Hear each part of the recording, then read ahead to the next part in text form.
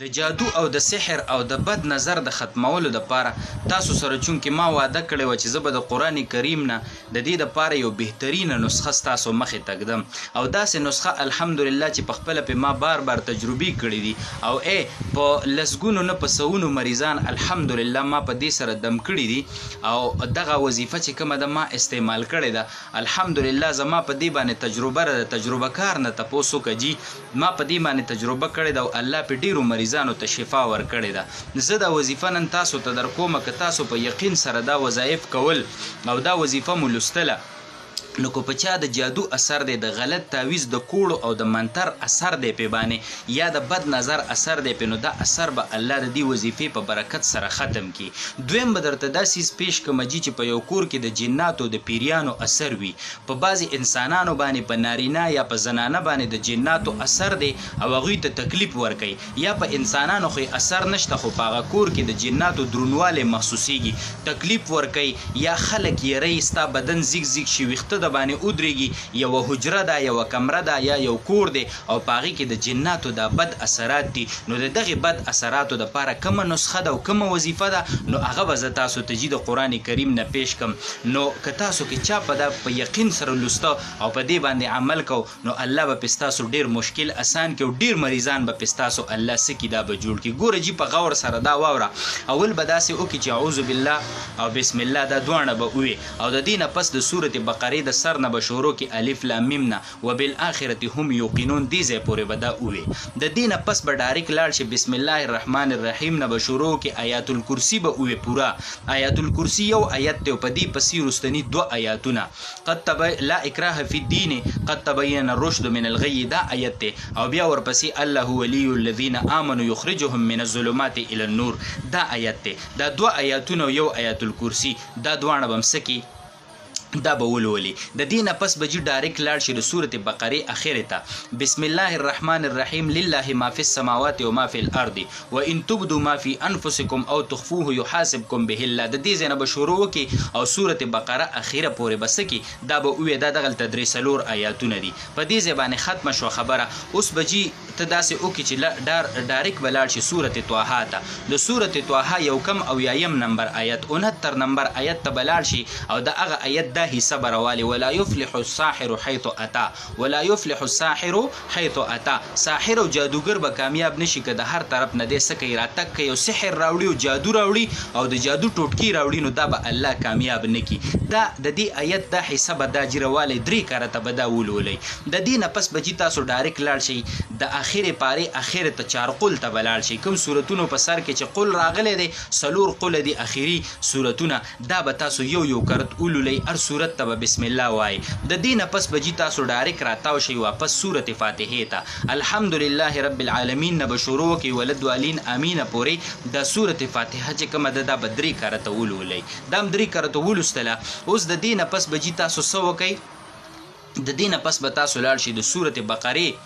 آیت نمبر 102 ته د آیت نمبر 102 نه به دا حصه راوالی وما هم بضارین به من احد الا باذن الله دا کوړګر چې دي دا جادوګر چې دي دا غلطو تعویضونو والا چې دي دا په د خپلو غلطو تعویضونو او په سحر سره چاته هم نقصان نشي ورکولی مګر د الله په اجازت سره یې ورکولی شي دا د دې آیت مقصد دی ټیک شوله دا آیت به راواخلی د دې آیت دا حصه به راواخلی او درې کاره ته به دا ولولئ د دې نه پس به تاسو څه وکئ د دې نه پس هم دا ولوسته که نه نو اوس به لاړ شي جي دا د الله دا نومونه براوالی په دې طریقه به یې ولولئ الله حافظک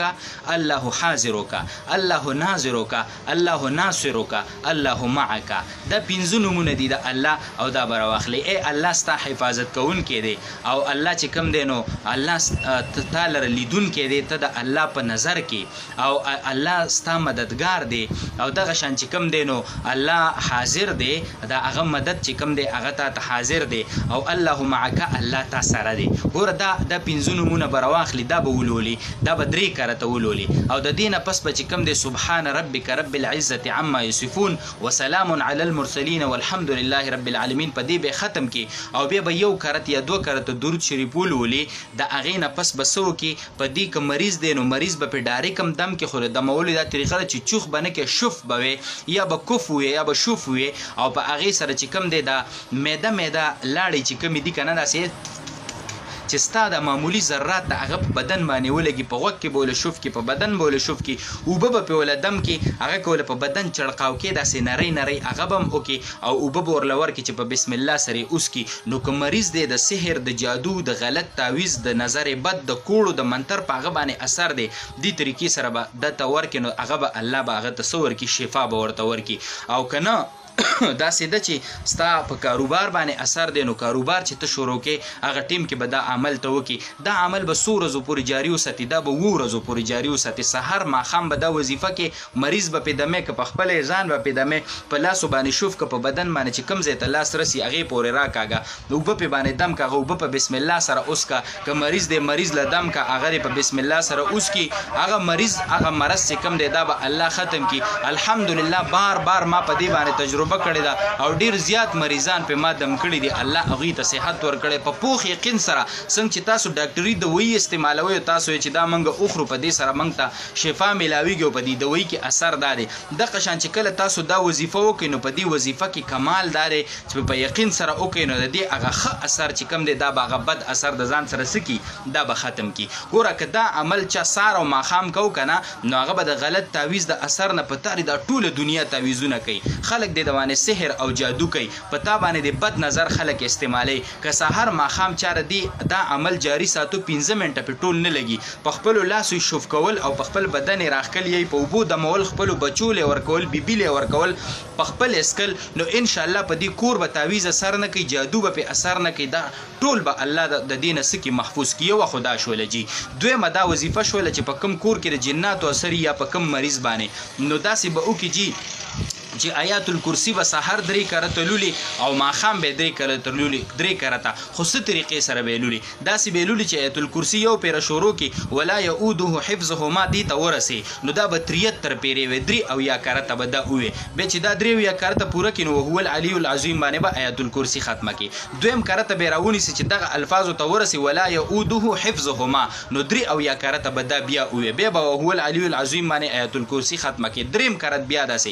داسې داسې به ساره مو کې، داسې به ماښامه مو کې. که مریض دی مریض به پې دم کې، که مریض نه دی هغه مکان دی په هغه مکان کې به ولولي، خو په داسې انداز به لولي چې ښکارې لولي، په جهر لولي چې د اواز تا اوریدل شي په هغه مکان کې. دا عمل به تر 2 ورځو پورې جاري وساتي انشاءالله العزیز. چې په کم کور کې، په کومه کمره کې، په کومه حجره کې د جناتو غلط اثر دی، خلک تنګي یری، خلکو له تکلیف ورکوي، نو هغه تمام اثرات به الله د دې وظیفې د خاطره څه کي؟ الله به ختم کي. په یقین سره یې وایي او دا ډېره بهترین او مجربه نسخه ده. د الله په خصوصي فضل سره به دا اثرات چې کوم دی دا به څه شي؟ دا به ختم شي. زما عزتمندو ډېرو خلکو رابطې کړي او ډېر خلک د دې مریضان دي او ډېرو خلکو ته دا تکلیف دی. په دې کې به شومتیا نه کوئ. د دغه غلطو کوړګرو، تعویضګرو، د غلطو عاملانو نه دا زنانه م رامنې کوي او دا نارینه م رامنې کوي. او دا وظایف چې څنګه تاسو ته تکلیف دی نو په دې کې شومتیا مه کوئ. دا خلکو ته ورسوئ چې دا وظایف دا خلک خپل کړي نو د دې په برکت به د دوی دا مرضونه